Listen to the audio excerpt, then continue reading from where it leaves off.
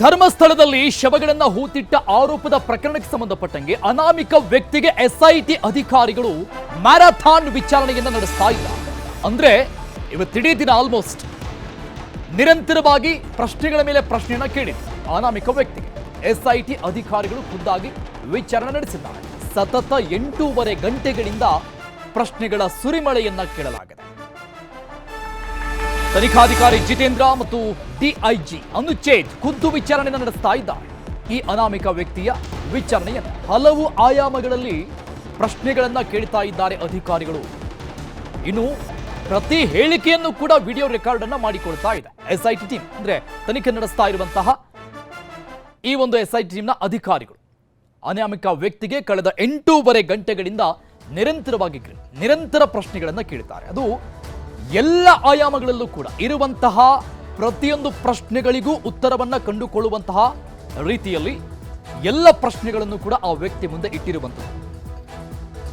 SIT ಅಧಿಕಾರಿಗಳ ತನಿಖೆ ಯಾವ ಮಟ್ಟಿಗೆ ಎಷ್ಟು ತೀವ್ರಗತಿಯಲ್ಲಿ ನಡೀತಾ ಇದೆ ಅನ್ನೋದನ್ನ ಈ ಮಾಹಿತಿಗಳನ್ನು ನೋಡ್ತಾ ಇದ್ರೆ ಗೊತ್ತಾಗುತ್ತೆ. ನಿನ್ನೆ ರಾತ್ರಿ ಇಲ್ಲಿಗೆ ವಿಸಿಟ್ ಅನ್ನು ಕೊಟ್ಟಿರುವಂಥದ್ದು. ಕೇಸ್ ಫೈಲ್ಸ್ಗಳನ್ನು ತಮ್ಮ ಸುಪರ್ದಿಗೆ ತೆಗೆದುಕೊಂಡ್ರು. ಸರ್ಕಾರದ ಆದೇಶದಂತೆ ಎಸ್ಐಟಿಗೆ ವರ್ಗಾವಣೆ ಮಾಡಬೇಕು ಅಂತ ಹೇಳಲಾಗಿತ್ತು. ಇವತ್ತೇ ಈ ಅನಾಮಿಕ ವ್ಯಕ್ತಿಯ ವಿಚಾರಣೆ ಆಗತ್ತಾ ಇಲ್ವಾ ಅನ್ನುವಂಥ ಅನೇಕ ಪ್ರಶ್ನೆಗಳಿತ್ತು. ಅದೆಲ್ಲ ಪ್ರಶ್ನೆಗಳಿಗೂ ಉತ್ತರ ಇವತ್ತು 8.5 ಗಂಟೆ ನಿರಂತರ ಪ್ರಶ್ನೆಗಳನ್ನು ಕೇಳಲಾಗಿದೆ.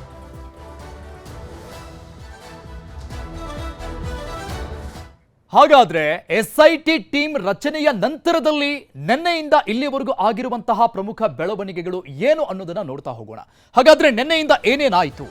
ನಿನ್ನೆಯೇ ಎಸ್ಐಟಿ ಟೀಮ್ ಮಂಗಳೂರಿಗೆ ಆಗಮಿಸ್ತು. ನಿನ್ನೆ ಮಂಗಳೂರಿಗೆ ಫಸ್ಟ್ ವಿಸಿಟ್ ಕೊಟ್ಟಿದ್ದು ಎಸ್ಐಟಿ ಟೀಮ್ ರಚನೆ ಆದ ನಂತರದಲ್ಲಿ. ಒಂದು ವಾರಕ್ಕಿಂತ ಮೊದಲಿಗೆ ಎಸ್ಐಟಿ ಟೀಮ್ ರಚನೆ ಆಗಿತ್ತು, ಬಟ್ ಬಂದಿದ್ದು ನಿನ್ನೆ. ಎಸ್ಐಟಿ ಸಿಬ್ಬಂದಿ ಜೊತೆಗೆ ಡಿಐಜಿ ಅನುಚೇತ್ ಸಭೆಯನ್ನ ನಡೆಸಿದ್ರು.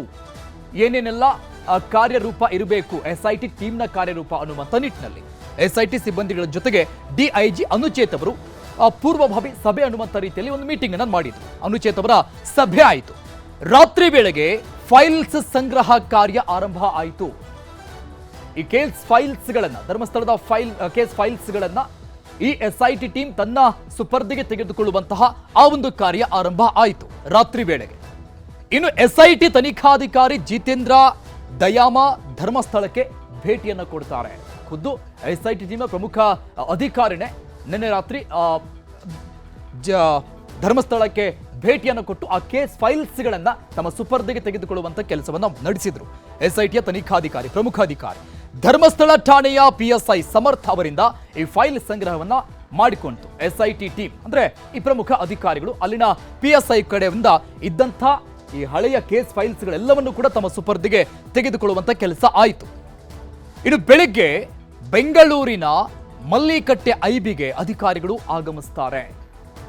ಐಬಿಗೆ ಬರ್ತಾರೆ ಎಲ್ಲ ಅಧಿಕಾರಿಗಳು ಕೂಡ. ಬೆಳಿಗ್ಗೆ 10:55 ವಕೀಲರ ಜೊತೆಗೆ ಆ ಅನಾಮಿಕ ವ್ಯಕ್ತಿ ಇಲ್ಲಿಗೆ ಬರ್ತಾರೆ, ಐಬಿಗೆ ಬರ್ತಾರೆ. ಅಲ್ಲಿಗೆ ಕರೆಸ್ಕೊಳ್ತಾರೆ ಆ ಒಬ್ಬ ಅನಾಮಿಕ ವ್ಯಕ್ತಿಯನ್ನ. ಈ ಪ್ರಕರಣದ ಕೇಂದ್ರ ಬಿಂದು ಆಗಿರುವಂತಹ ಮಾಸ್ಕ್ ಅನ್ನು ಧರಿಸಿರುವಂತಹ ಆ ವ್ಯಕ್ತಿ ಬೆಳಿಗ್ಗೆ 10:55 ತನಿಖಾಧಿಕಾರಿ ಜಿತೇಂದ್ರ ದಯಾಮ ಮತ್ತು ಡಿಐಜಿ ಅನುಚೇತ್ ಅವರಿಂದ ಈ ವ್ಯಕ್ತಿಯ ವಿಚಾರಣೆ ಅಲ್ಲಿಂದ ಆರಂಭ ಆಗುತ್ತೆ. ಆಲ್ಮೋಸ್ಟ್ ಬೆಳಿಗ್ಗೆ 11 ಗಂಟೆಗೆ, ಅಂದ್ರೆ ಇವತ್ತು ಬೆಳಿಗ್ಗೆ. ನಿನ್ನೆ ರಾತ್ರಿನೇ ಕೇಸ್ ಫೈಲ್ಸ್ಗಳನ್ನೆಲ್ಲವನ್ನ ಪಡೆದುಕೊಂಡ್ರು, ಅದನ್ನ ಸ್ಟಡಿ ಮಾಡ್ತಾರೆ. ಇವತ್ತು ಬೆಳಗ್ಗಿಂದ ಆ ವ್ಯಕ್ತಿಯನ್ನ ಕರೆಸ್ಕೊಳ್ತಾರೆ ಐಬಿಗೆ. ಅಲ್ಲಿ ನಿರಂತರವಾಗಿ ವಿಚಾರಣೆ ಆರಂಭ ಆಯಿತು 8.5 ಗಂಟೆಗಳ ಕಾಲ. ಹಾಗಾದ್ರೆ ಈ ಒಂದು ವಿಚಾರಣೆಯ ಸಂದರ್ಭದಲ್ಲಿ ಆ ಅನಾಮಿಕ ವ್ಯಕ್ತಿಗೆ, ಈ ಪ್ರಕರಣದ ಕೇಂದ್ರ ಬಿಂದು ಆಗಿರುವಂತಹ ವ್ಯಕ್ತಿಗೆ ಎಸ್ಐಟಿಯ ಪ್ರಶ್ನೆಗಳು ಯಾವ ರೀತಿಯಾಗಿತ್ತು? ಹಾಗಾದ್ರೆ ಎಸ್ಐಟಿ ಪ್ರಶ್ನೆಗಳ ಸುರಿಮಳೆ ಹೇಗಿತ್ತು ನೋಡಿ. ಪ್ರಶ್ನೆ ಒಂದು, ಶವಗಳನ್ನ ಹೂಳಲು ಯಾವಾಗ ಮತ್ತು ಹೇಗೆ ಗೊತ್ತಾಯಿತು? ಈ ಒಂದು ವಿಚಾರ ನಿಮಗೆ ಹೇಗೆ ಗೊತ್ತಾಯಿತು, ಯಾವಾಗ ಹೂತಿದ್ದು ಅನ್ನುವಂಥ ಪ್ರಶ್ನೆ ಕೇಳಿದ್ದಾರೆ. ಇನ್ನು ಪ್ರಶ್ನೆ ನಂಬರ್ 2, ಹೂತು ಹಾಕಿದ ಶವಗಳು ಕೊಲೆಯೋ ಸ್ವಾಭಾವಿಕ ಸಾವಿನದ್ದೋ? ಆ ಬಗ್ಗೆ ನಿಮಗೆ ಅರಿವಿದೆಯಾ ಅನ್ನುವಂಥ ಪ್ರಶ್ನೆಯನ್ನ ಆ ವ್ಯಕ್ತಿ ಮುಂದೆ ಇಡ್ಲಾಯ್ತು. ಪ್ರಶ್ನೆ ನಂಬರ್ 3, ನೀವು ನೇರ ಭಾಗಿದಾರರ ಅಥವಾ ಬೆದರಿಕೆಗೆ ಒಳಗಾಗಿ ಭಾಗಿಯಾಗಿದ್ದ ಈ ಪ್ರಕರಣದಲ್ಲಿ, ಅಥವಾ ನೇರ ಭಾಗಿತ್ವ ಇದೆಯಾ ಈ ಕೊಲೆಗಳಲ್ಲಿ ಅಂತ ಪ್ರಶ್ನೆಯನ್ನ ಮಾಡಲಾಗಿದೆ. ಇನ್ನು ಪ್ರಶ್ನೆ ನಂಬರ್ 4, ಶವಗಳನ್ನ ಹೂತಿರುವ ಸ್ಥಳದ ಅಕ್ಕಪಕ್ಕದ ಪರಿಸರ ಹೇಗಿತ್ತು? ಅದನ್ನ ಈಗಲೂ ಕೂಡ ನೀವು ಫೈಂಡ್ ಔಟ್ ಮಾಡೋಕೆ ಸಾಧ್ಯನಾ ಅನ್ನುವಂಥ ಪ್ರಶ್ನೆಯನ್ನು ಇಟ್ಟಿದ್ದಾರೆ ಎಸ್ಐಟಿ ಅಧಿಕಾರಿಗಳು. ಪ್ರಶ್ನೆ 5, ಹೂತ ಶವಗಳು ಅನುಮಾನಾಸ್ಪದವಾಗಿ ಕಂಡಿದ್ಯಾಕೆ? ಈಗ ಆ ಒಂದು ರಿಯಲೈಸ್ ಯಾಕಾಯಿತು ನಿಮಗೆ? ಅನುಮಾನ ಬಂದಿದ್ದು ಯಾಕೆ ಈಗ ಅಂತ ಪ್ರಶ್ನೆ ಕೇಳಲಾಗಿದೆ. ಇದು ಪ್ರಶ್ನೆ 6. ಪತ್ತೆಯಾದ ಮೃತದೇಹಗಳು ಯಾವ ಸ್ಥಿತಿಯಲ್ಲಿರ್ತಾ ಇದ್ವು? ನೀವು ಶವಗಳನ್ನ ಹೂತಿದ್ದೀರಿ ಅಂತ ಇದ್ರೆ ಆ ಹೂಳೋಕ್ಕಿಂತ ಮೊದಲಿಗೆ ಆ ಶವದ ಸ್ಥಿತಿ ಹೇಗಿರ್ತಾ ಇತ್ತು ಅಂತ ಪ್ರಶ್ನೆ ಕೇಳಲಾಗಿದೆ. ಇನ್ನು ಪ್ರಶ್ನೆ 7. ಯಾವುದೇ ಪೊಲೀಸ್ ಪ್ರಕ್ರಿಯೆ ಮಾಡದೇನೆ ಹೆಣ ಹೂಳಲಾಗಿತ್ತ? ಅನಾಥ ಶವಗಳು ಅಂತ ಇದ್ರೂ ಕೂಡ ಸಂಬಂಧಪಟ್ಟಂತ ಸ್ಟೇಷನ್ಗಳಿಗೆ ಅಲ್ಲಿ ಆ ಬಗ್ಗೆ ಮಾಹಿತಿಯನ್ನು ಕೊಡಬೇಕಾಗತ್ತೆ. ಅದನ್ನು ಮಾಡದೇನೆ ಹೂತಿದ್ಯಾಕೆ, ಹೂಳಲಾಗಿತ್ತ ಅಂತ ಕೇಳಲಾಗಿದೆ. ಯಾವುದೇ ಪೊಲೀಸ್ ಪ್ರಕ್ರಿಯೆ ಇಲ್ಲದೆ ಹೇಗೆ ಸಾಧ್ಯ? ಇನ್ನು ಪ್ರಶ್ನೆ 8. ಶವಗಳ ಮೇಲೆ ಲೈಂಗಿಕ ಆಕ್ರಮಣದ ಬಗ್ಗೆ ಗುರುತುಗಳಿದ್ವಾ? ಈ ಒಂದು ಪ್ರಮುಖ ಪ್ರಶ್ನೆಯನ್ನ ಕೇಳಲಾಗಿದೆ. ಶವಗಳ ಮೇಲೆ ಲೈಂಗಿಕ ದೌರ್ಜನ್ಯ ಆಗಿರುವಂತಹ ಏನಾದರೂ ಗುರುತುಗಳು ನಿಮಗೆ ಕಂಡು ಬಂದಿತ್ತ ಶವವನ್ನ ಹೂಳೋಕ್ಕಿಂತ ಮೊದಲಿಗೆ? ಪ್ರಶ್ನೆ 9. ಲೈಂಗಿಕ ಆಕ್ರಮಣ ನಡೆದಿದೆ ಅಂತ ಹೇಗೆ ಹೇಳ್ತೀರಿ? ಅಷ್ಟೇ ಈಸಿಯಾಗಿ ಹೆಂಗೆ ಫೈಂಡ್ ಔಟ್ ಮಾಡ್ತೀರಿ? ಇನ್ ಕೇಸ್ ಆಗಿದೆ ಅನ್ನೋದಾದ್ರೆ ಶವ ನೋಡಿದ ತಕ್ಷಣ ಹೇಳಕ್ಕೆ ಸಾಧ್ಯನಾ? ನಿಮಗೆ ಹೇಗೆ ಗೊತ್ತಾಯ್ತು? ಪ್ರಶ್ನೆ 10. 2010ರ ಘಟನೆ ಬಗ್ಗೆ ನಿಮಗೆ ಏನೇನು ಗೊತ್ತಿದೆ? ಆಗ ಆದಂತಹ ಪ್ರಕರಣದ ಬಗ್ಗೆ ನಿಮಗಿರುವಂತಹ ಮಾಹಿತಿ ಏನು? ಪ್ರಶ್ನೆ 11. ಆ ದಿನ ಸ್ಥಳಕ್ಕೆ ಹೋಗುವ ಸೂಚನೆ ಯಾರಿಂದ ಬಂತು? ಈ ಹೆಣಗಳನ್ನ ಅಥವಾ ಆ ಶವಗಳನ್ನ ಹೂಳೋಕೆ ಯಾರಿಂದಾದ್ರೂ ಅಪ್ಪಣೆ ಇತ್ತ? ಅಪ್ಪಣೆಯಿಂದ ಈ ಒಂದು ಕೆಲಸ ಮಾಡಿದ್ದ? ಯಾರ ಅಪ್ಪಣೆ? 12ನೇ ಪ್ರಶ್ನೆ. ನಿಮಗೆ ಸೂಚನೆ ನೀಡಿದ ಮೇಲ್ವಿಚಾರಕರ ಹೆಸರು ಏನು? ಈಗ ಅವರು ಎಲ್ಲಿದ್ದಾರೆ? ಅವರ ಅಪ್ಪಣೆಯಂತೆ ಕೆಲಸ ಮಾಡಿರೋದಾದ್ರೆ ಅವ್ರು ಯಾರು? ಅವ್ರು ಪ್ರೆಸೆಂಟ್ ಎಲ್ಲಿದ್ದಾರೆ? ಏನ್ ಕೆಲಸ ಮಾಡ್ತಾ ಇದ್ದಾರೆ ಅನ್ನುವಂಥ ಮಾಹಿತಿಯನ್ನ ಕೇಳಲಾಗಿದೆ. ಪ್ರಶ್ನೆ 13. ಆಕೆ ಶಾಲಾ ಬ್ಯಾಗ್ ಒಳಗಿದ್ದಂಥ ವಸ್ತುಗಳು ಏನು ಅಂತ ಗಮನಿಸಿದ್ದೀರಾ? ವಿದ್ಯಾರ್ಥಿನಿಯವರುಗಳ ವಿಚಾರಕ್ಕೆ ಸಂಬಂಧಪಟ್ಟಂಗೆ ಇಲ್ಲಿ ಪ್ರಶ್ನೆಯನ್ನು ಕೇಳಲಾಗಿದೆ. SIT ಟೀಮ್ನ ಮುಂದೆ ಆ ಅನಾಮಿಕ ವ್ಯಕ್ತಿ ಬಂದಂತಹ ಸಂದರ್ಭದಲ್ಲಿ ಕೇಳಿರುವಂತಹ ಈ ಪ್ರಶ್ನೆಗಳಿಗೆ ಆ ವ್ಯಕ್ತಿ ಎಷ್ಟರ ಮಟ್ಟಿಗೆ ಆನ್ಸರ್ ಕೊಟ್ಟಿದ್ದಾನೆ ಅನ್ನುವಂಥದ್ದು ಎಲ್ಲವೂ ಕೂಡ ಈಗ ರೆಕಾರ್ಡ್ ಆಗಿದೆ. ಹಾಗಾದ್ರೆ ಇದೆಲ್ಲದರ ನಂತರದಲ್ಲಿ ಆ ವ್ಯಕ್ತಿಯ ವಿಚಾರಣೆ ಆಯಿತು. What next? ಹೇಗಿರುತ್ತೆ ಮುಂದಿನ ತನಿಖೆ? ಅನಾಮಿಕನ ಹೇಳಿಕೆಯನ್ನ ಆಧರಿಸಿ ಪ್ರಾಥಮಿಕ ಸತ್ಯಾಸತ್ಯತೆಗೆ ಪತ್ತೆ ಮಾಡೋದಕ್ಕೆ ಮುಂದಾಗ್ತಾರೆ ಅಧಿಕಾರಿಗಳು. ಅದೆಲ್ಲವೂ ಕೂಡ ಫೈನಲ್ ಅಂತ ಡಿಸೈಡ್ ಆಗೋದಿಲ್ಲ. ಆ ಬಗ್ಗೆ ತಾಳೆ ಹಾಕಿ ನೋಡ್ಲಾಗುತ್ತೆ. ಗ್ರೌಂಡ್ ಲೆವೆಲ್ ಸಮಯದ ಆಧಾರದಲ್ಲಿ ಈ ಹೇಳಿಕೆಗಳನ್ನ ಪರಿಶೀಲನೆ ಮಾಡಲಾಗುತ್ತೆ. ಆ ವ್ಯಕ್ತಿ ಹಿಂದೆ ಹೇಳ್ತಾ ಇರುವಂತಹ ಮಾಹಿತಿ, ಈಗಿರುವಂತಹ ಪರಿಸ್ಥಿತಿ ಎಲ್ಲವನ್ನೂ ಕೂಡ ತಾಳೆ ಹಾಕಿ ನೋಡ್ಲಾಗುತ್ತೆ. ವ್ಯಕ್ತಿ ವೈರತ್ವ, ದುರುದ್ದೇಶ, ಯಾರದ್ದೋ ಪ್ರೇರಣೆ ಬಗ್ಗೆ ಪರಿಶೀಲನೆ ಮಾಡಲಾಗುತ್ತೆ. ಯಾವ ಕಾರಣಕ್ಕಾಗಿ ಈ ವ್ಯಕ್ತಿ ಇದರಲ್ಲಿ ಇನ್ವಾಲ್ವ್ಮೆಂಟ್ ಆದ, ಈಗ ಹೇಳ್ತಾ ಇದ್ದಾನೆ, ಹೇಳಿಕೆ ಆ ಸಮಯದ ಜೊತೆಗೆ ಸಂಬಂಧವಿದೆಯಾ ಅಂತ ವೆರಿಫಿಕೇಶನ್ ಮಾಡಲಾಗುತ್ತೆ. ಈತ ಹೇಳ್ತಾ ಇರುವಂತದ್ದು ಘಟನೆಗಳು ನಡೆದಂತಹ ಸಮಯ, ಎರಡನ್ನೂ ಕೂಡ ವೆರಿಫೈಡ್ ಮಾಡಲಾಗುತ್ತೆ. ನಿರ್ದಿಷ್ಟ ಜಾಗ ಪತ್ತೆ ಹಚ್ಚಿ ಮೃತದೇಹಗಳನ್ನ ಹೊರತೆಗೆದು ತನಿಖೆಯನ್ನು ನಡೆಸಲಾಗುತ್ತೆ. ಫೈನಲ್ ಇದು ಯಾವಾಗ ಆಗುತ್ತೆ ಅನ್ನುವಂಥ ಪ್ರಶ್ನೆ ಸಹಜವಾಗಿದೆ. ಸೊ ಈ ಎಲ್ಲ ಪರಿಶೀಲನೆ ನಂತರದಲ್ಲಿ ಈ ಒಂದು ತನಿಖೆಯ ಭಾಗ ಮುಂದೆ ಬರುತ್ತೆ. ಕೋರ್ಟ್ ಆದೇಶದಂತೆ ಮ್ಯಾಜಿಸ್ಟ್ರೇಟ್ ಸಮ್ಮುಖದಲ್ಲೇ ಈ ಒಂದು ಪ್ರಕ್ರಿಯೆ ಆಗುತ್ತೆ. ಇನ್ ಕೇಸ್ ಆ ವ್ಯಕ್ತಿ ಸ್ಥಳವನ್ನ ತೋರಿಸಿದ್ರೆ ಅಲ್ಲಿ ಹೋಗಿ ಆ ಒಂದು ಸ್ಕಲ್ಟನ್ಗಳನ್ನ, ಎಲ್ಲಿ ಡೆಡ್ ಬಾಡಿಗಳನ್ನ ಹೂಳಲಾಗಿದೆ ಅಂತ ಆ ವ್ಯಕ್ತಿ ತೋರಿಸ್ತಾನೆ, ಅಲ್ಲಿ ತೆಗೆಯಲಾಗುತ್ತೆ. ಅಲ್ಲಿ ಮ್ಯಾಜಿಸ್ಟ್ರೇಟ್ ಇರ್ತಾರೆ, ಅವರ ಸಮ್ಮುಖದಲ್ಲಿ ಆಗುತ್ತೆ. ಸಮಾಧಿ ಅಗೆಯುವ ಮುನ್ನ ಅನಾಮಿಕ ಕೊಟ್ಟ ಬುರುಡೆ, ಆ ವ್ಯಕ್ತಿಯನ್ನು ಆ ಒಂದು ಬುರುಡೆ ಸಮೇತವಾಗಿ ಬಂದಿದ್ದ ಅದರ ಪರೀಕ್ಷೆಯನ್ನ ಸದ್ಯಕ್ಕೆ ನಡೆಸಲಾಗುತ್ತೆ. ಬುರುಡೆ ಅಗೆದ ಜಾಗದ ಮಣ್ಣು ಹಾಗೂ ಬುರುಡೆಯ FSL ಪರೀಕ್ಷೆ. ಆ ಬುರುಡೆಯಲ್ಲಿ ಅಲ್ಪ ಸ್ವಲ್ಪ ಮಣ್ಣನ್ನು ಮೆತ್ಕೊಂಡಿರುತ್ತೆ. ಆ ವ್ಯಕ್ತಿ ತೆಗೆದುಕೊಂಡು ಬಂದಂತ ಸಂದರ್ಭದಲ್ಲಿ ಆ ಮಣ್ಣು ಮತ್ತು ಆ ವ್ಯಕ್ತಿ ಯಾವ ಜಾಗವನ್ನು ತೋರಿಸ್ತಾ ಇದ್ದಾನೆ, ಇದೇ ಜಾಗದಿಂದ ನಾನು ತೆಗೆದುಕೊಂಡು ಬಂದಿದ್ದೀನಿ ಅಂತ ಆ ಎರಡು ಮಣ್ಣನ್ನ ತಾಳೆ ಹಾಕಲಾಗುತ್ತೆ. ಅದು ಕೂಡ FSL ರಿಪೋರ್ಟ್ನ ಆಧಾರದ ಮೇಲೆ. ಬುರುಡೆ ಅಗೆದ ಜಾಗ ಮತ್ತು ಅದರಲ್ಲಿರುವಂತಹ ಮಣ್ಣು, FSLಗೆ ಸ್ಯಾಂಪಲ್ಸ್ ಸಂಗ್ರಹದ ಬಳಿಕ, FSLನ ಸ್ಯಾಂಪಲ್ಸ್ ಸಂಗ್ರಹದ ಬಳಿಕ DNA ಪ್ರೊಫೈಲ್ ಮ್ಯಾಚಿಂಗ್ ಅನ್ನ ಮಾಡಲಾಗುತ್ತೆ. ಯಾರದ್ದಿರಬಹುದು ಅನ್ನುವಂತಹ ಹುಡುಕಾಟ ಅಲ್ಲಿಂದ ಆರಂಭ ಆಗುತ್ತೆ. ಸೊ ಇದು ಇಲ್ಲಿಂದ ಮುಂದೆ ಒರೆಯುವಂತಹ ತನಿಖೆಯ ಭಾಗ. ವಿಚಾರಣೆ ನಂತರದಲ್ಲಿ ಹೇಗೆ ಮುಂದೆ ತನಿಖೆ ಆಗುತ್ತೆ ಅಂತ. ಧರ್ಮಸ್ಥಳ ಗ್ರಾಮದಲ್ಲಿ ನಾಪತ್ತೆಯಾದ ಪ್ರಕರಣಗಳ ಬಗ್ಗೆ ಪರಿಶೀಲನೆ ನಡೆಸ್ತಾ ಹೋಗ್ತಾರೆ. ಅನೇಕ ವಿಚಾರಗಳು ಈಗ ಮುನ್ನೆಲೆಗೆ ಬರ್ತಾ ಇದೆ. ದೂರುದಾರ ಹೇಳಿದ ಅವಧಿಯ ಪೋಸ್ಟ್ ಮಾರ್ಟಮ್ ದಾಖಲೆಗಳನ್ನ ಪರಿಶೀಲನೆ ಮಾಡಲಾಗುತ್ತೆ. ಈ ವ್ಯಕ್ತಿ ಕೊಡ್ತಾ ಇರುವಂತಹ ಪ್ರತಿಯೊಂದು ಮಾಹಿತಿಗಳನ್ನು ಕೂಡ, ಸಿಗುವಂತಹ ಎಲ್ಲ ಸಾಕ್ಷ್ಯಾಧಾರಗಳನ್ನು ಕೂಡ ಹೋಲಿಕೆ ಮಾಡಿ ನೋಡ್ತಾ ಹೋಗ್ತಾರೆ. ಇದೆಲ್ಲವೂ ಕೂಡ ಮುಂದಿನ ತನಿಖೆಯ ಭಾಗ ಆಗಿರುತ್ತೆ. ಸದ್ಯಕ್ಕೆ ಆ ವ್ಯಕ್ತಿಯ ವಿಚಾರಣೆ ಮುಗಿದಿದೆ ಅನ್ನುವಂಥ ಲೇಟೆಸ್ಟ್ ಅಪ್ಡೇಟ್ಸ್ ಸಿಗ್ತಾ ಇದೆ. ಈ ಸಂಬಂಧಪಟ್ಟಂಗೆ ಇನ್ನಷ್ಟು ಡೀಟೇಲ್ಸ್ ಕೊಡ್ತಾರೆ ನಮ್ಮ ಪ್ರತಿನಿಧಿ ಕಿಶನ್ ಶೆಟ್ಟಿ, ಲೈವ್ ನಲ್ಲಿ ಜಾಯ್ನ್ ಆಗಿದ್ದಾರೆ. ಕಿಶನ್, ಯಾವಾಗ SIT ಟೀಮ್ ಈ ಭಾಗಕ್ಕೆ ಬರುತ್ತೆ, ಅಂದ್ರೆ ಯಾವಾಗ ಆಕ್ಟಿವ್ ಆಗುತ್ತೆ, ತನಿಖೆಯನ್ನು ನಡೆಸ್ತಾರೆ, ಆ ಅನಾಮಿಕ ವ್ಯಕ್ತಿಯನ್ನ ಯಾವಾಗ ವಿಚಾರಣೆ ಮಾಡ್ತಾರೆ? ಹಲವು ಪ್ರಶ್ನೆಗಳು ಪ್ರತಿಯೊಬ್ಬರಲ್ಲೂ ಕೂಡ ಆಯಿತು. ನಿನ್ನೆ ರಾತ್ರಿಯಿಂದ ಇಲ್ಲಿವರೆಗೂ ಅದಕ್ಕೆ ನೂರಾರು ಉತ್ತರಗಳನ್ನು ಕೂಡ ಈ SIT ಟೀಮ್ ಕೊಡ್ತಾ ಬರ್ತಾ ಇದೆ. ಅಟ್ ಪ್ರೆಸೆಂಟ್ ಆ ವ್ಯಕ್ತಿಯ ವಿಚಾರಣೆ ಅಂತ್ಯ ಆಗಿದೆ ಅನ್ನೋ ಮಾಹಿತಿ ಇದೆ. ಉಳಿದಂತೆ ಏನು ಡೀಟೇಲ್ಸ್ ಇದೆ?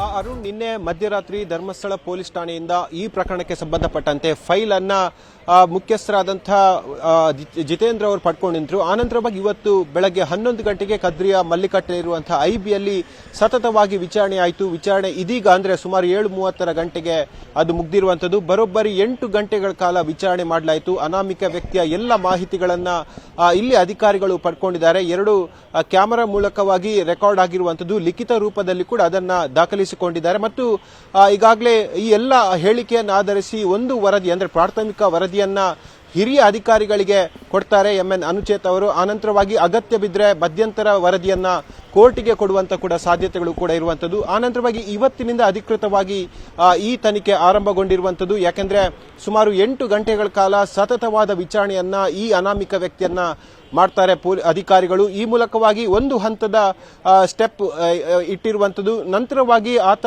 ಹೇಳಿರುವಂತಹ ಹೇಳಿಕೆಗಳು ಎಷ್ಟು ಸಮಂಜಸ ಮತ್ತು ಅದರ ಸತ್ಯ ಅಸತ್ಯತೆಗಳನ್ನ ತಾಳೆ ಹಾಕುವಂತ ಕೆಲಸವನ್ನು ಕೂಡ ಇಲ್ಲಿ ಅಧಿಕಾರಿಗಳು ಮಾಡಬೇಕಾಗತ್ತೆ. SIT ತಂಡ ಸತತವಾದಂತಹ ವಿಚಾರಣೆಯನ್ನ ಮಾಡಿರುವಂತದ್ದು. ಪ್ರಾರಂಭದ ಹಂತದಲ್ಲಿ ಜುಲೈ 11ನೇ ತಾರೀಕು ಕೋರ್ಟಿಗೆ ಹಾಜರಾದಂತಹ ಸಂದರ್ಭದಲ್ಲಿ ಆತ ಒಂದು ತಲೆಬುರುಡೆಯನ್ನು ತರ್ತಾನೆ. ಅದು ಎಲ್ಲಿಂದ ತಂದಿರೋದು ಮತ್ತು ಅದರ ಸಾಯಿಲ್ ಟೆಸ್ಟ್ ಅನ್ನ ಕೂಡ ಅಧಿಕಾರಿಗಳು ಮಾಡ್ತಾರೆ. ಈಗಾಗಲೇ ಆ ತಲೆಬುರುಡೆ FSL ನಲ್ಲಿರುವಂತದ್ದು. ಈ ನಿಟ್ಟಿನಲ್ಲಿ ತಲೆಬುರುಡೆಯ ರಹಸ್ಯವನ್ನ ಭೇದಿಸಿದ ಬಳಿಕವಾಗಿ ಹಂತ ಹಂತವಾಗಿ ಈ ಪ್ರಶ್ನಾವಳಿ ಆಗತ್ತೆ.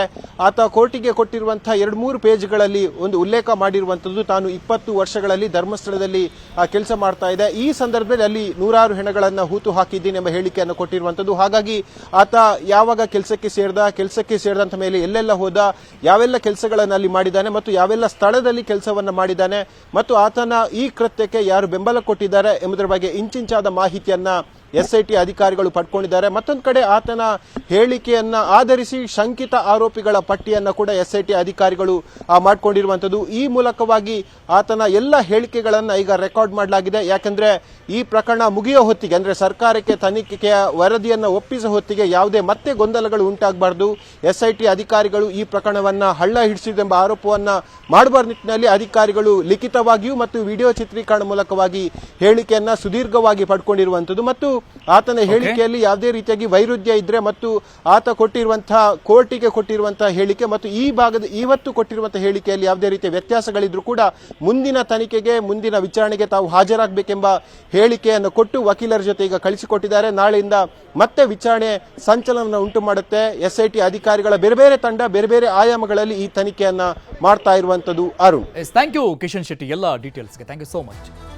ಈ ಬಾರಿ ಉತ್ತಮ ಮಳೆಯಾಗಿದೆ. ಉತ್ತಮ ಮಳೆಯಾದ್ರೂ ಕೂಡ ಗೊಬ್ಬರ ಕೈಗೆ ಸಿಗ್ತಾ ಇಲ್ಲ, ಅನ್ನದಾತರ ಕೈಗೆ ಸಿಗ್ತಾ ಇಲ್ಲ. ಹೀಗಾಗಿ ಉತ್ತಮ ಮಳೆಯಾಗಿದೆ ಅಂತ ಖುಷಿಯಲ್ಲಿದ್ದಂಥ ಅನ್ನದಾತರು ಕೈ ಕಟ್ಟಿ ಕುಳಿತುಕೊಂಡಿದ್ದಾರೆ. ಗೊಬ್ಬರ ಇಲ್ಲ. ಉತ್ತರ ಕರ್ನಾಟಕ ಬಹುತೇಕ ಜಿಲ್ಲೆಗಳಲ್ಲಿ ರಸಗೊಬ್ಬರ ಕೊರತೆ, ಯೂರಿಯಾ ಗೊಬ್ಬರ ಸಿಗ್ತಾನೆ ಇಲ್ಲ. ಅವಧಿಗೆ ಮುನ್ನ ಮುಂಗಾರು ಬಂದರೂ ಕೂಡ ಕೃಷಿ ಸಚಿವರು ಎಚ್ಚೆತ್ತುಕೊಳ್ಳೇ ಇಲ್ಲ. ಅದೇ ಇದಕ್ಕೆ ಕಾರಣ. ಮೇ ತಿಂಗಳಲ್ಲಿ ಕೇವಲ ಒಂದೇ ಒಂದು ಸಭೆ ನಡೆಸಿದ್ದಾರೆ ಕೃಷಿ ಸಚಿವ ಚಲುವರಾಯಸ್ವಾಮಿ ಅವರು. ಸಮಸ್ಯೆ ಎದುರಾದ ಮೇಲೆ ಮತ್ತೊಂದು ಸಭೆ ನಡೆಸಿದರು. ಚಲುವರಾಯಸ್ವಾಮಿ ಅವರು ನಡೆಸಿರುವಂತಹ ಸಭೆ ಮೊದಲಿಗೊಂದು, ಅನಂತರದಲ್ಲೊಂದು. ಸಚಿವರ ನಿರ್ಲಕ್ಷ್ಯದಿಂದಾಗಿ ರೈತರು ಕೈಕಟ್ಟಿ ಕೂರಬೇಕಾದಂತಹ ಪರಿಸ್ಥಿತಿ ನಿರ್ಮಾಣ ಆಗಿದೆ. ರಾಜಕೀಯ ವಾಕ್ಸಮರಕ್ಕೆ ಕಾರಣ ಆಗಿದೆ. ಗೊಬ್ಬರದ ವಿಚಾರ ಸಹಜವಾಗಿ ಆಗತ್ತೆ. ರೈತರ ಕಷ್ಟ ಕೇಳೋರು ಯಾರು ಅನ್ನುವಂಥ ಪರಿಸ್ಥಿತಿಯಲ್ಲಿ. ಯಾಕಂದ್ರೆ ಕೇವಲ 1-2 ಜಿಲ್ಲೆಯ ಪರಿಸ್ಥಿತಿ ಅಷ್ಟೇ ಅಲ್ಲ, ಉತ್ತರ ಕರ್ನಾಟಕದ ಬಹುತೇಕ ಎಲ್ಲ ಜಿಲ್ಲೆಗಳ ರೈತರ ಪರಿಸ್ಥಿತಿ ಕೂಡ ಹೀಗೆ ಆಗಿದೆ. ಹಾಗಾದ್ರೆ ಪ್ರತಿಯೊಂದು ಜಿಲ್ಲೆಯಲ್ಲೂ ಕೂಡ ಈ ಗೊಬ್ಬರಕ್ಕಾಗಿ ರೈತರ ಗೋಳು ಯಾವ ರೀತಿ ಆಗಿದೆ ಅನ್ನೋದನ್ನ ಡೀಟೇಲ್ ಆಗಿ ತೋರಿಸ್ತಾ ಹೋಗ್ತೀನಿ ನಿಮಗೆ. ನೋಡಿ ಯಾವ ರೀತಿ ಆಗಿದೆ ಅಂದ್ರೆ, ರಾಯಚೂರಲ್ಲಿ ಬೇಡಿಕೆ ಇರುವಂತದ್ದು 2 ಲಕ್ಷ ಮೆಟ್ರಿಕ್ ಟನ್ ಗೊಬ್ಬರ.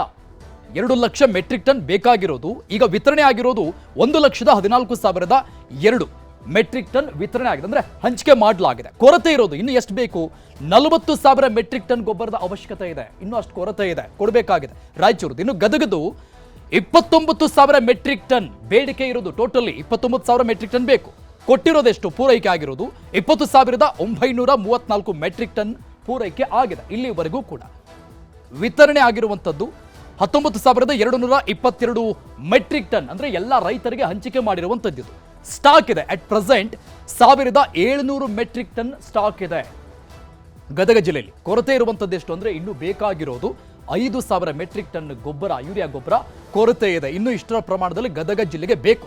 ವಿಜಯನಗರ ಜಿಲ್ಲೆ ಪರಿಸ್ಥಿತಿ 33,000 ಮೆಟ್ರಿಕ್ ಟನ್ ವಿತರಣೆ ಆಗಿದೆ ಕೊಟ್ಟಿರುವಂತದ್ದು ರೈತರಿಗೆ.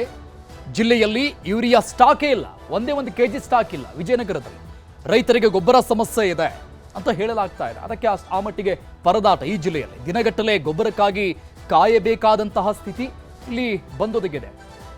ಇನ್ನು ಕಲಬುರಗಿಯಲ್ಲಿ ಯೂರಿಯಾ ಬೇಡಿಕೆ 20,735 ಮೆಟ್ರಿಕ್ ಟನ್ ಇದೆ. ಬೇಡಿಕೆ ಇರುವಂಥದ್ದು ಟೋಟಲಿ ಈ ವರ್ಷದ್ದು 20,045 ಮೆಟ್ರಿಕ್ ಟನ್ ರೈತರಿಗೆ ಈಗಾಗಲೇ ಕೊಡಲಾಗಿದೆ. ಇಲ್ಲಿವರೆಗೂ ಕೂಡ ಇನ್ನೂ 700 ಮೆಟ್ರಿಕ್ ಟನ್ ಯೂರಿಯಾ ಬರಬೇಕಾಗಿದೆ.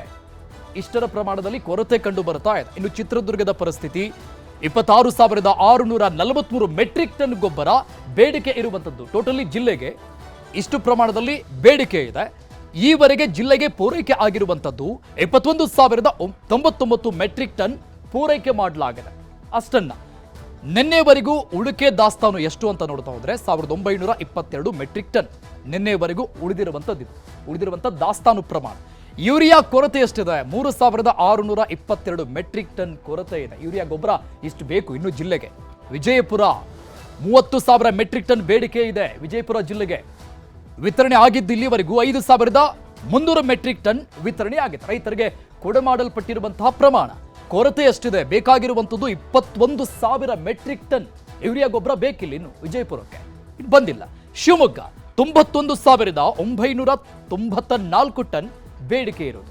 ಇದು ಜಿಲ್ಲೆಗೆ ಬೇಕಾಗಿರುವಂತಹ ಗೊಬ್ಬರದ ದಾಸ್ತಾನು. ಇಷ್ಟು ಪ್ರಮಾಣ ವಿತರಣೆ ಎಷ್ಟಾಗಿದೆ? 59,586 ಟನ್ ವಿತರಣೆ ಆಗಿರೋದು ಇಲ್ಲಿಯವರೆಗೂ. ಸ್ಟಾಕ್ ಇರುವಂಥದ್ದು 32,269 ಟನ್ ಸ್ಟಾಕ್ ಇದೆ ಅಟ್ ಪ್ರೆಸೆಂಟ್ ಇರುವಂಥದ್ದು. ಬಟ್ ಕೊರತೆ 139 ಟನ್. ಶಿವಮೊಗ್ಗ ಜಿಲ್ಲೆಗೆ ಬೇಕಾಗಿರುವಂತಹ ಗೊಬ್ಬರ ದಾಸ್ತಾನು ಇಷ್ಟು ಬೇಕಿನ್ನು, ಇಷ್ಟು ಬೇಕು ಅಂತ ಈ ಎಲ್ಲ ಜಿಲ್ಲೆಯ ರೈತರು ಕೂಡ ಹಪಹಪಿಸ್ತಾ ಇದ್ದಾರೆ. ಒಂದು ರೀತಿ ಮಳೆ, ಗಾಳಿ, ಬಿಸಿಲು, ಚಳಿ ಏನು ಅಂತ ಅದಕ್ಕೆ ಬೆಳಿಗ್ಗೆಯಿಂದ ರಾತ್ರಿ ಇಡೀ ಕಾದು ಕುಳಿತುಕೊಂಡಿದ್ದಾರೆ. ಅಂತ ಪರಿಸ್ಥಿತಿ ನಿರ್ಮಾಣ ಆಗಿದೆ. ಈ ಗೊಬ್ಬರದ ವಿಚಾರಕ್ಕೆ ಸಂಬಂಧಪಟ್ಟಂಗೆ ಎಲ್ಲ ಪಕ್ಷದ ನಾಯಕರು ಕೂಡ ಮಾತನಾಡಿದ್ದಾರೆ. ಕೇಳಿಸಿ. ಯೂರಿಯಾ ಕೊರತೆ ಇಲ್ಲ, ಗೊಬ್ಬರ ಇದೆ. ಆದರೆ 5 ಲಕ್ಷ ಹೆಕ್ಟೇರು ಈ ಸಾರಿ ಜಾಸ್ತಿ ಬಿತ್ತನೆ ಆಗೋದ್ರಿಂದ ಸ್ವಲ್ಪ ಕಡಿಮೆ ಆಗಿದೆ. ಮಳೆ ಜಾಸ್ತಿ ಆಗಿದೆ, ಮತ್ತೆ ಮಾನ್ಸೂನು ಜಲ್ದಿ ಶುರುವಾಯಿತು, ಮತ್ತೆ ಜೋಳ ಹಾಕಿರ್ತಕ್ಕಂಥದ್ದು ಜಾಸ್ತಿ ಆಗಿದೆ ಬಿತ್ತನೆ. ಸೊ ಹಂಗಾಗಿ ಜಾಸ್ತಿ ಜನ ಉಪಯೋಗಿಸಿದ್ದಾರೆ. ಇವತ್ತು ಶಾರ್ಟೇಜ್ ಇದೆ. ಕೇಂದ್ರ ಸರ್ಕಾರದಿಂದ ನಮಗೆ ಸಹಕಾರ ನೀಡ್ತಾ ಇಲ್ಲ ಅಂದರೆ ಕೇಂದ್ರ ಸರ್ಕಾರದ ಮೇಲೆ ಗೂಬೆ ಕೂರಿಸುವಂಥ ಕೆಲಸ ಇವತ್ತು ಮಾನ್ಯ ಮುಖ್ಯಮಂತ್ರಿಗಳು ಮಾಡ್ತಾ ಇದ್ದಾರೆ. ಕೇಂದ್ರದಿಂದ ಇವತ್ತು 8,73,000 ಮೆಟ್ರಿಕ್ ಟನ್ನಷ್ಟು ಇವತ್ತು ರಸಗೊಬ್ಬರ ರಾಜ್ಯಕ್ಕೆ ಬಂದಿರುವಂಥದ್ದು. ಜೋಶಿಯವರು ಬಾಯಿಗೆ ಏನು ಬರುತ್ತೆ ಅದು ಮಾತಾಡಿದ್ದಾರೆ ಮುಖ್ಯಮಂತ್ರಿಗಳ ಬಗ್ಗೆ. ಅವ್ರು ಕೇಳ್ಬೋದಾಯ್ತು ನನಗೆ ಫೋನ್ ಮಾಡಿ, ನಾನೇನು ಪರಿಚಯ ಇಲ್ಲದೆ ಇರೋನಲ್ಲ, ಏನು ಪರಿಸ್ಥಿತಿ ಅಂತ. ಅವ್ರಿಗೆ ಇಂಟ್ರೆಸ್ಟ್ ಇದ್ದರೆ, ಈ ರಾಜ್ಯದ ರೈತರ ಬಗ್ಗೆ ಇಂಟ್ರೆಸ್ಟ್ ಇದ್ದರೆ ನನಗೊಂದು ಫೋನ್ ಮಾಡಿ ನಿಮ್ಮ ಪತ್ರ ಬಂದಿದೆ, ಮುಖ್ಯಮಂತ್ರಿಯವ್ರ ಪತ್ರ ಬರೆದಿದ್ದಾರೆ, ವಾಟ್ ಈಸ್ ದಿ ಸಿಚುವೇಶನ್ ಅಂತ ಕೇಳ್ಬೋದಾಯಿತು. ಅಟ್ಲೀಸ್ಟ್ ಆ ಒಂದು ಸಮಾಧಾನ ಅವ್ರಿಗಿಲ್ಲ. ಅವರು ರಾಜಕೀಯ ಲಾಭ ಪಡ್ಕೊಳ್ಳೋಕ್ಕೆ ಹೋಗ್ತಾರೆ. ನಮ್ಮ ಜಿಲ್ಲೆಗೆ ಎಷ್ಟು ಬೇಕು ಅಷ್ಟು ನಾನು ಭಾಳಷ್ಟು ಜಾಗೃತಿಯಿಂದ ಇದು ಮಾಡಿದ್ದೀವಿ. ಈಗೂ ಕೂಡ ಸ್ವಲ್ಪ ಇದೆ, ಇಲ್ಲ ಅಂತಲ್ಲ. ಆದರೆ ಬಟ್ ಇದು ಸಾಲದಿಲ್ಲ ಅವತ್ತೊಂದು ದಿವಸ. ಇದು ಯಾರ ಇದು ವೈಫಲ್ಯ? ಅದು ನರೇಂದ್ರ ಮೋದಿಯವ್ರಿಗೆ ಹೋಗಿ ಕೇಳಬೇಕಲ್ಲ. ರೈತರ ಆದಾಯ ದ್ವಿಗುಣ ಮಾಡುವಂಥದ್ದು ಎಲ್ಲ ಹೇಳ್ತಿದ್ರು ನರೇಂದ್ರ ಮೋದಿಯವರು. ರಸಗೊಬ್ಬರ ಕೊಡೋಕ್ಕಾಗ್ತಿಲ್ಲ ನರೇಂದ್ರ ಮೋದಿಯವರಿಗೆ. ಈ ಬಾರಿ ಮುಂಗಾರು 20-25 ದಿನಗಳ ಮುಂಚಿತವಾಗೇ ಪ್ರಾರಂಭ ಆಗಿದೆ. ಹವಾಮಾನ ಇಲಾಖೆ ಮುಂಚೆನೇ ಮುನ್ಸೂಚನೆಗಳನ್ನು ನೀಡಿದ್ರೂ ಸಹ ರಾಜ್ಯ ಸರ್ಕಾರ ಆಗಲಿ, ಕೃಷಿ ಸಚಿವರಾಗಲಿ ಯಾವುದೇ ಒಂದು ಪೂರ್ವ ತಯಾರಿ ಇಲ್ಲದೇ ಇರುವ ಕಾರಣ ಇವತ್ತು ರೈತರು ಬೀದಿಗಿಳಿದು ಹೋರಾಟವನ್ನು ಪ್ರಾರಂಭ ಮಾಡಿದ್ದಾರೆ.